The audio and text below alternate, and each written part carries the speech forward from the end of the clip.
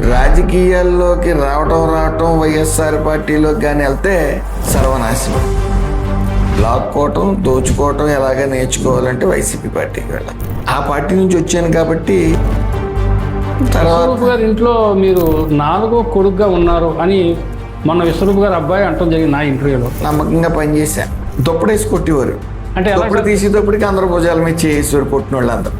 అంటే తండ్రి గారి పేరు చెడగొట్టడానికి ఇతను బయలుదేరాడు రాజకీయాల్లోకి. ఎవరి బ్యాచ్లు తయారు చేసుకున్నారు. అక్కడి నుంచి నాశనం మొదలైంది. పేరు నాని ఏంటి, తెలుగుదేశం పార్టీ కోవర్ట్ అని మీరు ఒక బాంబు పేల్చారు. ఆయన కోవర్టే అంటే 2 పడవల మీద కాళ్ళు. అటు అటు తిరుగుతూ ఉంటాడు, ఇటు మెచ్చుకుంటూ ఉంటాడు. అందుకే అరెస్ట్ అంటే మెంటల్గా అప్సెట్ కూడా కొత్త. లేకపోతే పిచ్చివాగుడు ఏంటంటారు, కుక్క మురుగునట్టు మురుగుతాడు. గొప్ప నాయకులు అందరూ జగన్ చుట్టూ ఉన్నారు. అసెంబ్లీలో బూతులు తిడుతుంటే జగన్మోహన్ రెడ్డి గారు ముసుముసు నవ్వులు నవ్వుకుంటా ఎన్నిసార్లు చూడలేదు మనం. అదే చంద్రబాబు నాయుడు గారు ఆ ప్లేస్లో ఉంటూ ఊరుకుంటారా బూతులు తిడితే? అవును అనే అతన్ని అరెస్ట్ చేశాడు.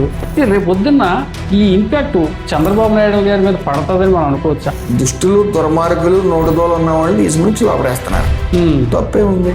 ఈ కులాల మధ్య చిచ్చులు పెట్టాలో ఇవన్నీ ఎందుకంటే కేవలం ఆంధ్రప్రదేశ్లో కుల రాజకీయాలు జరుగుతున్నాయి, కొట్టుకు చేస్తున్నారు, పెట్టుబడులకు అనువైన చోటు కాదని చూపిందామని ఇవన్నీ.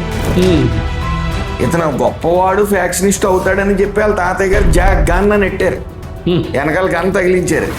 అందుకని కోడికత్తులను వాడాడు ఆయన, గులకరాళ్ళని వాడాడు, గొడ్డలను వాడాడు వాళ్ళ బాబాయిని చంపడానికి. రపరప నరికేస్తే తప్పు ఏంటి అన్నాడు వచ్చి. అయ్యాడుగా గొప్పగా. వాళ్ళు తాతయ్య గారు కన్న కళ్ళని ఎక్కడా నిరాశపరచలేదు. కనీసం వార్డు మెంబర్ కూడా కాని పక్షంలో టీడీపీలో ఒక ఎమ్మెల్యేని అవుతాను, ఒక మంత్రిని అవుతాను అని ఎప్పుడైనా ఊహించారండి? పూర్తిగానండి.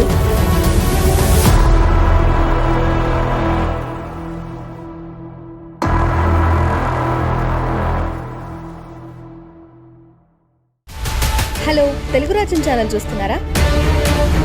సామాజిక, రాజకీయ, జీవన చిత్రణే తెలుగు రాజ్యం. అతిశయోక్తులు, అసత్యాలు ఉండవు.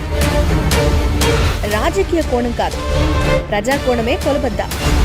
తెలుగు రాజ్యం వీక్షణ మీ ఉత్తమ అభిరుచికి నిదర్శనం.